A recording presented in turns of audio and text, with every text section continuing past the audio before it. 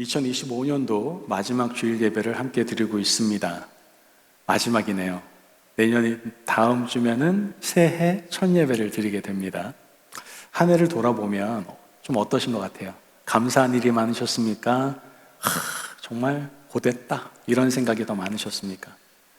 감사한 생각을 계속하면요, 감사한 것들이 참 많았다라는 것을 깨닫게 될 것이고요, 고됐다라고 생각하면은 고된 것들만 생각이 나실 겁니다. 전 한 해를 돌아보니까 참 감사한 일들이 많더라고요. 우리 임마누엘 교회가 30주년을 맞이해서 감사 예배를 드리지 않았습니까? 너무나도 크게 하나님께 가장 아름다운 모습으로 예배를 드렸죠. 전에 사역하시던 목회하시던 목사님들까지 저희가 다 초빙을 해가지고 함께 어우러져서 예배 드릴 수 있었던 너무나도 귀한 시간이었던 것 같습니다. 또한 뿐만 아니라 우리 믿음의 공동체를 하나님께서 계속해서 부흥을 시켜주셨습니다. 우리 공동체가 지금까지 이렇게 아름답게 세워질 수 있었던 이유는 무엇일까요? 어떤 한 사람이 대단한 능력을 가지고 있어서 이 믿음의 공동체가 아름답게 건강하게 세워진 겁니까? 제가 굉장히 열심히 일을 해서 그런 겁니까? 절대 아닙니다. 저는 저의 실력 없음과 저의 부족함을 너무나 잘 알고 있습니다. 저 때문에 부흥된 건 아닐 겁니다. 그러면 그래, 알긴 잘하네 하면서 막 웃음을 띠고 있는 그 누군가의 역할이라고 생각하십니까, 설마? 그런 분도 안 계세요. 너무나 감사하게. 저희 교회 부흥의 원인, 요인을 찾자면 교회 이전하는 모습과 동일합니다. 어느 누구 드러나지 않아요, 우리 교회는. 단지 우리 임마누엘 공동체 구성원 한 명 한 명이 각자의 자리에서 보이는 자리든 비록 보이지 않는 자리든 묵묵히 그 자리를 지키며 섬기고 충성이기 때문에 교회가 이렇게 아름답게 세워질 수가 있었던 겁니다. 정말 수고하셨다고 해도 부족한 표현일 것 같습니다. 그러나 한 번 더 표현하도록 하겠습니다. 우리 앞뒤 옆으로 당신 정말 수고하셨습니다. 당신을 축복합니다. 이렇게 인사 나눴으면 좋겠습니다. 당신 정말 수고하셨습니다. 당신을 축복합니다. 당신 정말 수고하셨어요. 너무 수고 많으셨습니다. 한 해 동안. 자, 오늘 이 시간에 우리 공동체가 믿음의 가족으로서 더욱더 아름답게 세워지기를 소망하는 마음으로 이번 2025년도 마지막 주일 예배의 말씀을 함께 나누려고 합니다. 전 바라요. 저희 믿음의 공동체가 더 아름답게 세워지기를. 그래서 내년에 저희 교회 표어가 뭐냐면은 동행하는 우리 하나된 교회. 이게 저희 교회 주제예요. 동행의 기쁨을 우리 성도님들이 마음껏 누리셨으면 좋겠어요. 하나님과의 동행의 기쁨을, 또한 성도 간의 동행의 기쁨을, 또한 세상 간의 동행의 기쁨을 누리면서 하나된 교회로서 영향력을 흘려보냈으면 좋겠어요. 그 주제를 가지고, 표어를 가지고 내년에는 52주 동안 여러분들과 말씀을 나누게 될 겁니다. 그런 조금 간절한 마음을 담아서 오늘 이 말씀을 준비했어요. 하나님, 저희 교회, 저희의 믿음의 공동체가 정말 예쁘고 아름답게 세워졌으면 좋겠습니다. 그런 마음 속에서 말씀을 준비했고 여러분들과 나누기를 원합니다. 여러분, 데일 카네기라는 분 아십니까? 이 데일 카네기라는 분은 인간관계론이라는 책을 저술했습니다. 이 책은요, 초판이 1936년도에 출간이 됐어요. 지금으로부터 몇 년이 지난 거예요? 89년이 지났어요. 89년 전의 책입니다. 그런데도 여전히 많은 사람들이 인간관계에 관한 대표적인 지침서로 이 책을 구입해서 읽고 있다라는 것이죠. 그러면 이 책이 어떤 내용을 담고 있는지 궁금하잖아요. 물론 다양한 내용을 담고 있을 텐데 우리에게 조금 깊은 깨달음을 주는 한 파트만 저희가 함께 다뤄보려고 합니다. 책의 첫 부분에는요, 3가지 사례가 소개되고 있는데 첫 번째 사례 이야기가 뭐냐면은 악명 높은 범죄자 쌍권총 크롤리에 대한 이야기가 적혀 있습니다. 그리고 두 번째 이야기가 미국의 악명 높은 마피아 알카포네. 한번 들어보시죠. 알카포네. 알카포네 이야기가 들어가 있고요. 마지막 세 번째 이야기는 악명 높은 뉴욕의 싱싱교도소 소장의 증언이 이야기로 구성되어 있습니다. 이 3가지 사례를 통해서 알 수 있는 게 있어요. 그건 무엇이냐면은 시대의 악명 높은 범죄자, 시대의 악명 높은 마피아 두목, 시대의 악명 높았던 그 감옥에 수감되었던 죄수자들 중 자신을 나쁜 사람이라고 생각하는 사람이 있었을까요? 없었을까요? 진짜 나쁜 놈들이잖아요. 근데 나쁘다고 생각한 사람이요, 한 사람도 없었어요. 놀랍죠? 그들은 늘 자신을 합리화하고 변명을 합니다. 내가 금고를 털 수밖에 없었던 건, 또 내가 왜 총을 쏠 수밖에 없었는지 그 이유를 합리화시킵니다. 잘못된 논리를 통해서 자신들의 반사회적인 행동들을 정당화한다는 것이죠. 심지어 자신 스스로도 그 말에 납득하며 살아간다는 겁니다. 카네기는 이 세 가지 사례를 통해서 우리에게 중요한 교훈 한 가지를 가르쳐주고 있어요. 그게 뭐냐? 인간은 예외 없이 자기 자신을 안다, 모른다라는 겁니다. 인간은 자기 자신을 잘 모른다라는 거예요. 자기 잘못을 인정하지 않고 늘 책임을 남에게 돌리는 공통적인 특징을 가지는 것, 이유는 간단합니다. 나 자신을 잘 몰라서 그래요. 무려 89년 전에 쓰인 이 책이 지금도 널리 읽혀지고 있는 이유가 무엇일까요? 그것은 지금 현재 살아가고 있는 우리도 이러한 내용에 공감을 하고 있기 때문이다라고 할 수 있습니다. 저는요, 이 부분에서 믿음의 가족을 세워나가기 위해서 중요한 한 가지의 원리를 좀 캐치할 수 있었습니다. 저는 정말 우리 교회가 믿음의 가족으로서 아름답게 세워졌으면 좋겠거든요. 그 중요한 전제 한 가지가 있더라고요. 그게 뭐냐? 믿음의 가족은 완전하지 않다라는 거예요. 따라해 볼까요? 믿음의 가족은 완전하지 않습니다. 안타깝지만 믿으면 아멘. 아멘 하셔야죠. 믿어야죠. 예. 믿음의 가족 완벽하지 않아요, 여러분. 우리 하나님 나라 꿈꾸잖아요. 여기가 하나님 나라 공동체 완벽한, 전혀 그렇지 않아요, 여러분. 여러분, 창세기를 보면요, 아담의 아들 가인과 아벨에 대한 이야기가 나오죠. 아들 둘이 하나님께 제물을 바칩니다. 가인이 드린 제물을 받아요, 안 받아요? 안 받아요. 그리고 동생 아벨에 대한 제물만 받습니다. 자, 이러한 상황이 도래하게 되면 장남인 가인은 어떤 행동을 취해야 되겠습니까? 내가 뭘 잘못했지? 하나님께서 내 거를 받지 않는 이유가 도대체 뭘까? 이렇게 자신을 점검하고 고쳤다면 아마 가인에게는 분명 성장의 계기가 되었을 겁니다. 그러나 하나님과의 관계가 깨어진 인간에게서는 이런 태도가 나올래야 나올 수가 없다는 것이죠. 오히려 그 책임을 어떻게 합니까? 동생에게 덮어씌우고 결국 살인이라고 하는 끔찍한 죄악을 저지르고 말았다는 것이죠. 이런 가인의 모습을 보면서 우리는 인간이 하나님과의 관계가 회복되지 않으면 사람과의 관계도 절대로 건강할 수 없고, 즉 깨어질 수밖에 없다는 사실을 우리는 분명히 알 수가 있게 됩니다. 창세기 4장에 기록된 가인의 모습을 통해서 하나님과의 관계가 깨어진 후에 대인관계에서 발견할 수 있는 잘못된 두 가지의 모습을 우리가 발견하게 되는데요. 첫 번째 모습이 뭐냐면은 우리가 함께 관계를 맺어야 될 대상을 사랑의 대상으로 보지 않고 경쟁의 대상으로 보기 시작한다는 거예요. 지금 가인은요, 동생 아벨을 경쟁의 대상으로 전락시켜버립니다.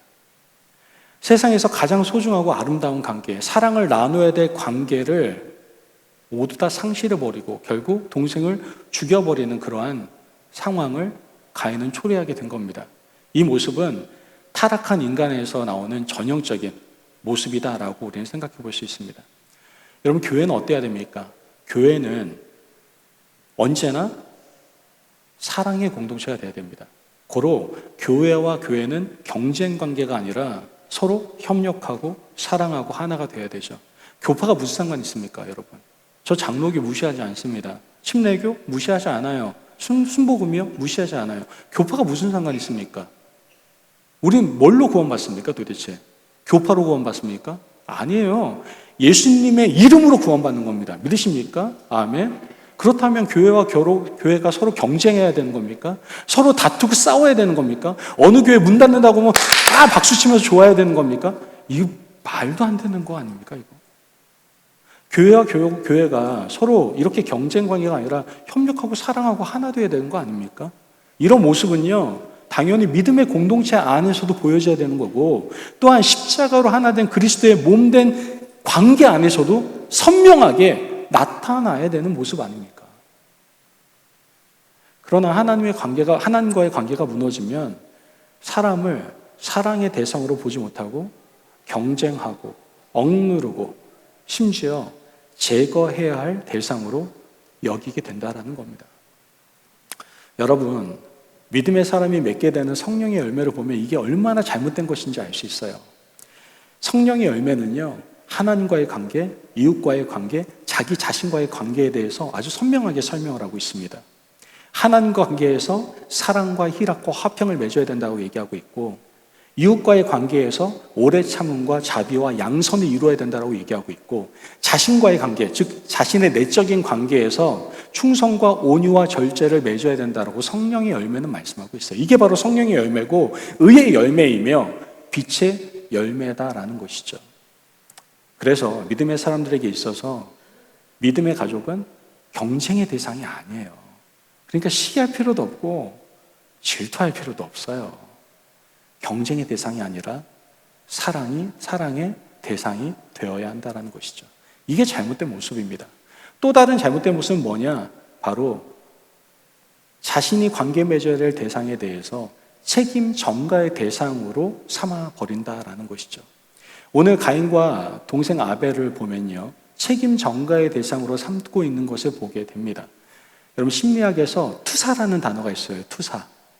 이 심리학적으로 투사에는 여러 가지 설명을 할 수 있지만 간단히 말씀드리면 자기 안의 잘못이나 부정적인 감정을 인정하지 않고요, 남의 탓으로 돌리는 무의식적인 방어 기제를 말한다라고 할 수 있습니다. 예를 들면 화가 난 사람 있잖아요. 화가 났어.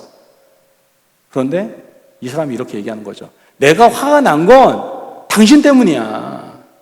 내가 화가 난 건 이런 상황 때문이야. 내가 왜 화가 났겠어? 이런 현실이 너무 싫어. 이렇게 말하는 사람들. 자신의 분노 조절을 실패를 인정하지 않고 상대방 탓, 환경 탓, 상황 탓으로 돌리는 것을 말하는 겁니다. 이게 투사입니다. 이 투사가 성경에서 가장 먼저 나타난 곳이 어딘 줄 아십니까? 창세기의 범죄 현장 아닙니까? 아담과 하와가 에덴 동산에서 죄를 짓기 전에는 둘이 어떤 관계였어요? 이는 내 뼈 중에 뼈요, 살 중에 살이라. 정말 사랑해도 어지간히 사랑한 정도, 그죠? 엄청 사랑한 정도였단 말이죠. 하지만 죄로 인해서 하나님과의 관계가 끊어지자 가장 먼저 나타난 게 뭐예요? 투사였습니다. 투사. 그게 바로 투사였어요. 하나님, 당신이 주신 이 여자 때문에 내가 범죄했습니다. 투사를 하고 있다는 거예요. 이것이 인간에게 자리 잡은 본능적인 모습이다라고 할 수 있어요. 동생 아벨을 죽인 가인에게서도 이 투사의 모습이 뚜렷이 나타나고 있는 것을 보게 되죠. 제가 이 설교를 준비하면서 저희 교회 공동체의 모습을 한번 돌아봤습니다. 저희 교회 공동체뿐만 아니라 지금 주님의 몸된 교회라고 하는 모든 교회 공동체의 모습을 한번 생각해 봤어요. 믿음의 가정인 교회는요, 하나님께서 주신 축복의 관계인 동시에 죄로 말미암아 깨어진 관계의 현실이 가장 잘 드러나는 곳이기도 하다라는 생각을 제가 해보게 되었습니다. 믿음의 가족인 교회 안에서 서로 사랑하고 축복하는 모습이 있어야 되지 않겠습니까? 서로 뭔가 잘하면 격려해주고 인정해주고 존중해주고 세워주고 사랑하고 축복하고 아멘 할 때까지 할 거니까, 그죠? 사랑하고, 이게 바로 믿음의 관계인 교회 아니겠습니까? 믿음의 공동체의 모습이잖아요. 그러나 동시에 믿음의 가족 안에서 책임 전가와 비난, 상처 주기, 감정 폭발들이 일어나는 모습들이 있다 없다? 있다라는 것이죠. 여러분, 가족이 영어로 뭡니까? 패밀리거든요. 어떤 사람은 이 패밀리의 스펠링 하나하나를 따져가지고 이렇게 풀어서 설명하더라고요. F, father, 그 다음에 A, and, 그 다음에 M, mother, 그리고 I, 그 다음에 L, love, 그 다음에 Y, you. 그래서 family, father and mother, I love you. 이렇게 표현하더라고요. 이렇게 표현하는 이유가 뭐겠습니까? 가족이란 사랑이 가득한 공동체다라는 것을 표현하기 위해서 어떤 사람이 이렇게 말한 거 아니겠습니까? 그러나 우리가 알아야 될 것은 아담이 타락한 이후에 원죄 아래 태어난 모든 인간이 만드는 가족은, 공동체는 결코 완전할 수가 없다라는 것이죠. 죄인의 본성을 가진 인간이 모여 사는 가족은요, 언제든지 깨어질 수 있고 갈등이 있을 수도 있다라는 겁니다. 혹시 여러분 중에 완전한 가족 공동체가 있다면 그것은 정말 가족 구성원들이 모두 다 성화된 몇 안 되는 특수한 어떻게 보면 경우일 수 있습니다. 그런 공동체가 과연 이 땅에 존재할까? 없습니다. 제가 볼 때. 그런 공동체가 있다라고 생각하는 것은 이상입니다. 이상. 여러분, 이상은요, 현실과 달라요. 우리는 이상과 현실이 다르다는 것을 인정할 수 있어야 된다는 것이죠. 대부분의 믿음의 가족 공동체는 불완전함 속에 있습니다. 하나님과의 관계가 깨지면 그 공동체도 어려움을 겪고 갈등을 겪고 깨어질 수 있다는 것이죠. 이 출발점, 이 전제를 우린 절대로 놓치면 안 됩니다. 그래서 다른 공동체는, 다른 믿음의 가족들은 다 행복한데 왜 우리 공동체, 우리 믿음의 가족들은 이래? 이런 잘못된 생각에 빠지게 되면 불필요한 죄책감을 느낄 수도 있고 당황을 느낄 수도 있고 또한 마음이 어지러울 수도 있어요. 여러분, 다시 기억하시기를 바랍니다. 믿음의 가족은 완전하지 않아요. 그럼에도 불구하고 우리는 믿음의 가족이 잘 세워지기를 원한다라는 것이죠. 그렇죠? 완전하지 않다고 해서 그런가 보다 그리고 그렇게 멈추는 것이 아니라 믿음의 가족으로 세워지기 위해서 우리는 날마다 노력하고 힘쓰고 주님을 바라봐야 된다는 것이죠. 그래서 먼저 전제, 우리 공동체가 완전하지 않구나. 그러니까 어떤 일이 있으면은 어떻게 생각해요?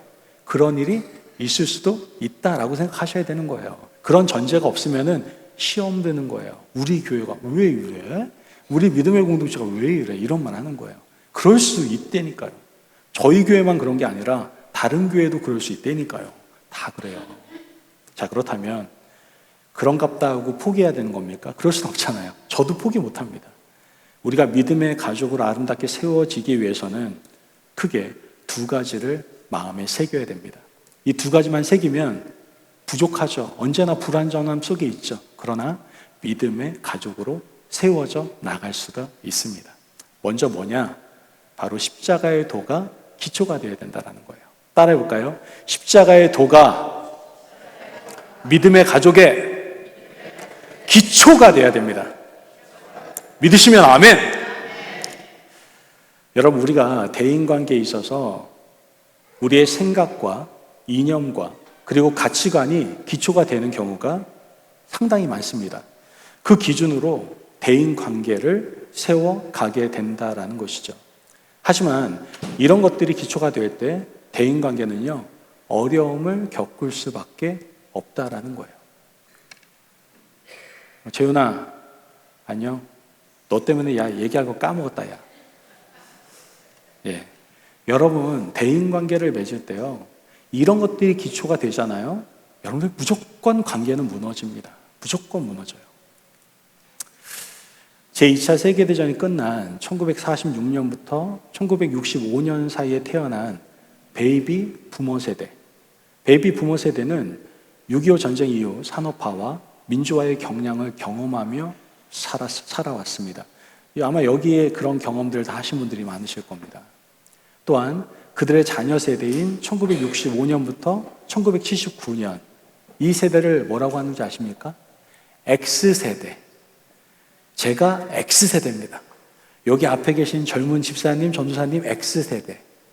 예. 예, 그거 한참 뒤로 가셔야 되고, 저희 X세대, H.O.T, 서태지와 애들, 이런 친구들, 핫할 때, 그 X세대입니다. 1980년도부터 1994년도까지가 Y세대고요. 1995년부터 2009년까지가 Z세대입니다. 그리고 2010년도 이후 태어난 세대를 뭐라고 하시는 줄 아십니까? 알파 세대. 예, MZ 알파 세대라고 얘기하죠. 이 얘기는 뭡니까? 전혀 다른 세상에서 태어났다는 거예요. 왜 세대를 이렇게 나눌까요? 전혀 다른 세대라는 거예요. 다른 세대. 그러다 보니 아버지가 하는 말이 아들에겐 전혀 이해가 되지 않는 거예요. 그래서 이 아들 세대들은요, 부모들을 어떻게 바라보느냐, 우리 어르신들 특히 별로 안 좋아하는 단어 있잖아요. 꼰대로 바라본다라는 거예요. 꼰대. 예. 우리 어르신들이 제일 싫어하는 게 꼰대 아닙니까? 그죠? 그런데 젊은이들 입장에서는 어른들이 도저히 이해가 안 되는 거예요. 안 되는 거예요. 여기서 우리가 알아야 될 게 뭐냐? 아버지 세대가 이상해서 그런 것이 아니라 단지 서로 살아온 세상이 다르기 때문에 이해할 수 없는 부분이 생겨버린 거다라는 것이죠. 즉 틀린 것이 아니라 뭐다? 다른 거예요. 다른 거. 반대로 부모도 자녀들을 이해하지 못합니다. 아니 어떻게 저런 생각을 하지? 나 때는 말이야. 나 때 굉장히 좋아하시잖아요. 그래서 그죠? 나 때는 말이야 그러지 않는데 어떻게 저런 생각을 해? 어떻게 저렇게 행동을 하지? 이렇게 생각하면서 당황들 많이 하시잖아요. 그죠? 결국 부모와 자녀 모두 다 피해자가 되어버린 겁니다. 저 역시 질풍노도의 시기에 있는 자녀들을 키우고 있습니다. 저희 딸에게 뭔가 말을 걸으러 가면은 저희 딸은 바로 액션을 취합니다. 아무 말도 하지 말래요. 저는 아무 말도 안 했거든요. 말을 하러 간 것뿐인데 아무 말도 하지 말래요. 그건 제가 이해가 안 되잖아요. 아니 아빠가 말 한마디도 안 했는데 이게 말이 되는 건가 행동이. 처음에는 그것 때문에 기분이 상당히 나빴습니다. 그러나 그들만의 세대의 언어다라는 것을 이해하고 난 다음에 그것을 조율하고 또 맞춰가려고 애를 쓰고 있습니다. 지금도 적응 안 될 때가 상당히 많습니다. 사실 이유 없이 저한테 짜증을 내고 이 행동은 지금도 적응이 안 돼요. 사실은. 그런데도 받아들이고 있습니다. 저희 아들도 행동이 이해가 안 돼요. 학생이면 공부를 해야지. 그런데 우리 아들은 현실 세계보다 가상 세계를 더 좋아합니다. 가상 세계에서 열심히 일을 하더라고요. 다른 친구들하고 막 총질도 하고 뭐 건물도 세우고 하더라고요. 저는 이해가 안 가요. 그 세대가. 그런데도 불구하고 맞춰가려고 노력한다는 것이죠. 이런 생각 속에서 가족이라는 단어에 대해서 좀 생각해 보게 됐습니다. 어떻게 내가 가족을 세워갈 수 있을까? 제 기준에서는 아니다라고 생각했잖아요. 제 기준에서 이건 틀리다라고 생각한 거잖아요. 그렇게 생각하니까 가족이 안 이루어지더라고요. 이러한 고민 속에서 내린 결론이 바로 또한 대안이 나타난 말씀이 에베소서 2장 14절 말씀입니다. 에베소서 2장 14절 말씀 같이 한번 읽어볼까요? 시작. 그는 우리의 화평이신지라 둘로 하나를 만드사 원수된 것 곧 중간에 막힌 담을 자기 육체로 허시고. 아멘. 여러분 이 말씀은요 대인관계에서의 갈등뿐만 아니라 사회 속에서 뭐 보수든 진보든 좀 나뉘고 대립되어 있는 이러한 공동체에게 정말 필요한 말씀입니다. 특별히 오늘 우리가 믿음의 가족을 세우는 데 있어서 가장 절실히 필요한 말씀인 뿐만 아니라 유일한 대안이다라는 것을 우리는 깨달아야만 합니다. 우리 서로 간의 갈등을 해결할 수 있는 길, 그것은 단 하나입니다. 뭡니까? 예수 그리스도의 십자가 뿐이다라는 것이죠. 그 예수 그리스도의 십자가, 그 십자가의 도에서 흘러나온 진리만이 가족이 가족되게, 가족이 아름답게 세워질 수 있게 하는 기초가 될 수 있다라는 것을 우리는 분명히 알아야만 합니다. 주님께서는 자기의 육신을 찢으시고 막힌 담을 허무셨습니다. 이러한 십자가의 은혜, 이것이 없다면 절대로 불완전한 가족 공동체는 절대로 사랑이 많고 은혜가 넘치는 가족으로 변화될 수가 없다는 것이죠. 그러면 십자가 도가 기초가 되어야 된다는 것이 구체적으로 무엇인가라고 물어본다면 전 이렇게 한번 말씀을 드리고 싶어요. 십자가 도가 기초가 되어야 된다는 것은 나의 모든 것을 내려놓고 무조건적으로 받아들이는 것. 이게 예수님의 십자가의 모습이었습니다. 제가 관계를 맺으면서 놀라운 사실 한 가지를 알게 됐어요. 그것은 저는 사람을 이해하면 관계를 맺을 수 있다고 생각을 해왔습니다. 여러분 어떻습니까? 사람과의 관계를 맺기 위해서는 그 사람을 좀 이해해야지 관계를 맺는다고 생각을 하지 않습니까? 전 그렇게 생각해왔어요. 그런데 제 몸이 안 좋더라고요. 이해하면 이해할수록 제가 너무나 스트레스를 받고 제 건강이 너무나 안 좋아지더라고요. 그리고 제 관계성이 건강하지 못하다라는 것을 느낄 수가 있었습니다. 그런데 어느 순간 이 진리가 저에게 받아들여졌어요.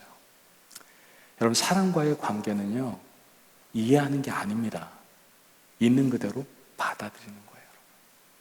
예수님께서요, 우리를 이해하고 뭔가 하시려고 했다면은 제 생각에 십자가에 돌아가시기 전에 스트레스 받아서 돌아가실 수도 있어요. 제가 볼 때.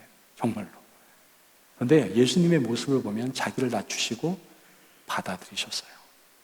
여러분, 달라요. 달라도 우리 너무 달라요. 다른 건 틀린 게 아니에요.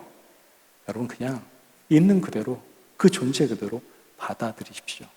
그것이 바로 기초가 될 때에 여러분, 우리가 믿음의 아름다운 가족 공동체를 세워나갈 수가 있게 되는 겁니다. 그래서 우리는 날마다 성령님을 사모하면서 기도해야 되는 것이죠. 성령님, 십자가의 도가 우리 가족의 기초가 되게 하여 주옵소서. 이렇게 기도해야 되는 거예요. 내 자신을 내려놓고 온전히 받아들이게 하여 주옵소서. 이 기도가 바로 우리의 기도가 되어야 된다는 것이죠. 그러므로 우리가 믿음의 가족으로 세워지기 위해서 십자가의 도가 믿음의 공동체의 기초가 될 수 있도록 힘쓰시는 저와 여러분이 되시기를 간절히 바랍니다. 아멘. 두 번째로 믿음의 가족으로 세워지기 위해서 여러분들이 꼭 가져야 될 것이 무엇이냐? 바로 하나님의 용서와 공감 능력을 가지셔야 된다는 거예요. 한번 따라해볼까요? 하나님의 용서와 공감 능력을 가져야 됩니다. 아멘. 여러분, 십자가로 변화된 믿음의 가족이 세워지기 위해서는요, 붙들어야 될 말씀이 있습니다. 그 말씀이 에베소서 5장 21절의 말씀입니다. 21절 말씀을 큰 목소리로 같이 한번 읽어보도록 할게요. 시작. 그리스도를 경외함으로 피차 복종하라. 아멘. 남자와 여자, 나이가 많고 적음, 성격 차이, 배경 차이, 이 모든 갈등을 녹이고 하나가 되게 하는 유일한 힘은요, 그리스도를 경외함에 있다라고 성경은 말을 하고 있습니다. 교회 안에서, 믿음의 가족들 안에서 일어나는 갈등과 불화, 또 태풍 같은 다툼을 잠재우는 길은요, 앞서 말했지만 십자가밖에 없어요. 십자가밖에. 그래서 우리가 에덴 동산과 같은 정말 은혜로운 믿음의 가족으로 세워지기를 원하신다면 바로 공감 능력에서 오는 용서의 힘을 우리 각자가 가질 수 있도록 힘써야 됩니다. 자, 그렇다면 왜 용서를 구해야 합니까? 용서가 바로 힘이기 때문에 그렇습니다. 용서는 단순한 결단이 아니라 영적인 능력이 있어야 용서를 할 수가 있습니다. 아무나 용서할 수 있는 게 아니에요.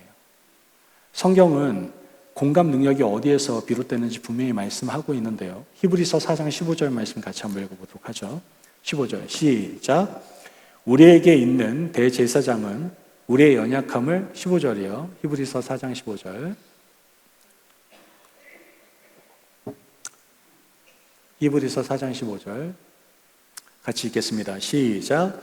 우리에게 있는 대제사장은 우리의 연약함을 동정하지 못하시리가 아니요 모든 일에 우리와 똑같이 시험을 받으신 이로되 죄는 없으시니라. 아멘.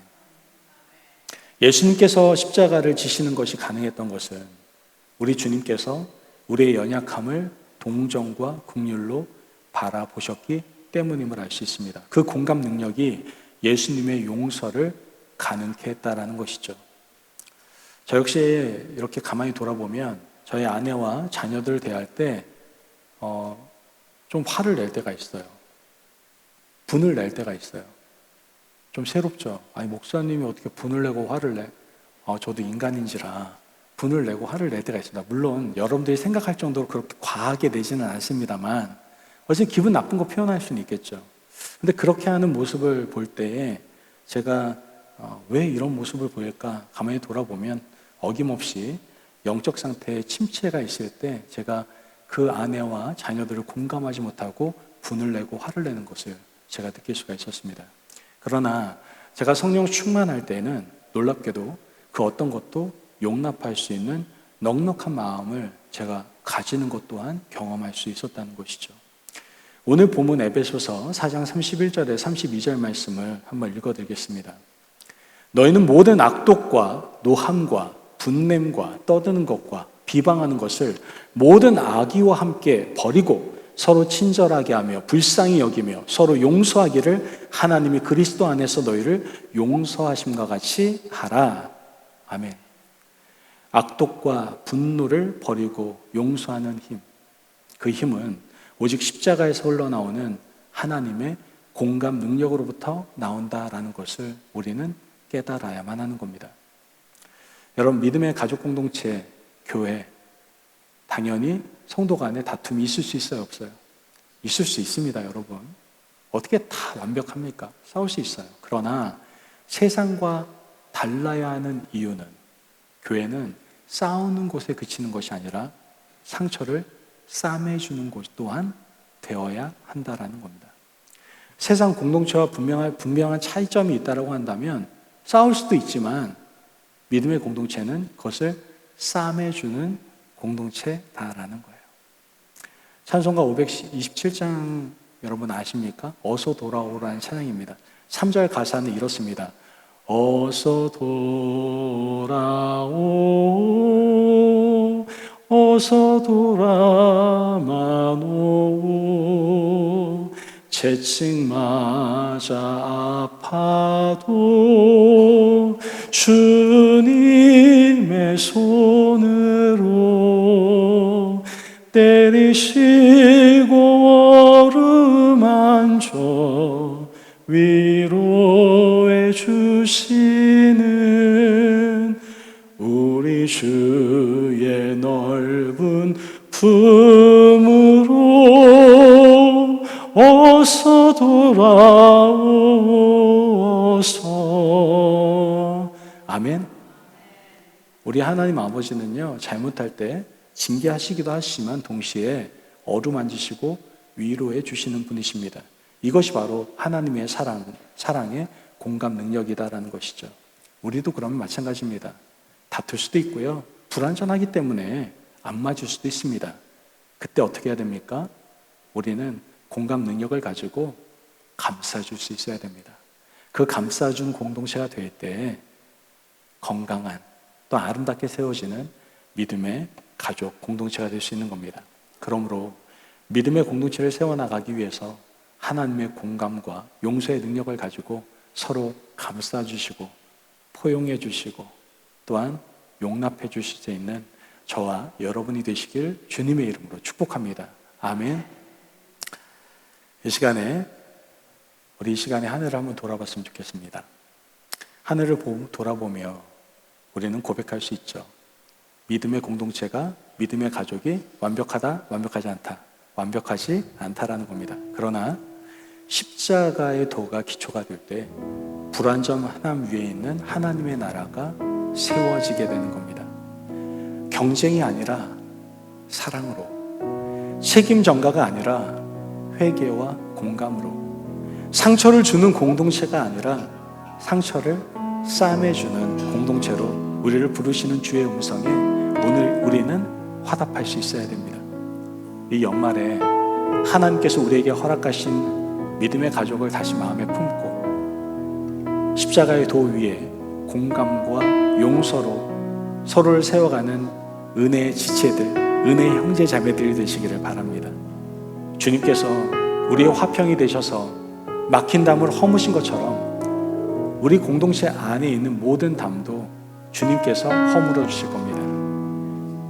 이제 우리의 기도가 이렇게 되기를 간절히 소망합니다. 성령님, 십자가의 도가 우리 교회의 기초가 되게 하여 주옵소서.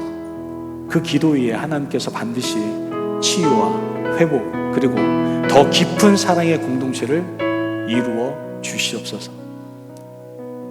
이 기도가 이 한 해를 마무리하는 믿음의 공동체 한 사람 한 사람의 기도가 되시기를 주님의 이름으로 축복합니다. 아멘. 우리 들은 말씀 생각하면서 함께 기도하기를 원합니다. 하나님, 믿음의 가족으로 세워주시옵소서. 이를 위해 우리 공동체 완전하지 않습니다. 완전할래야 완전할 수가 없습니다. 그러나 믿음의 공동체를 더 아름답게 세워나가기를 원합니다. 이를 위해 어떻게 해야 됩니까? 십자가의 도가 기초가 되어야 됩니다. 서로 자신을 내려놓고 받아주셔야 돼요. 또한 더 나아가 하나님의 공간과 용서의 능력을 가지셔야 됩니다. 공간과 용서의 능력을 가지고 서로의 상처를 싸매주고 감싸주고 위로해주고 격려해주고 품어줄 수 있어야 됩니다. 그때 우리 공동체가 사랑의 공동체가 될 수 있는 겁니다. 그러한 공동체가 되게 하려고 함께 기도하며 나갑시다. 기도하겠습니다.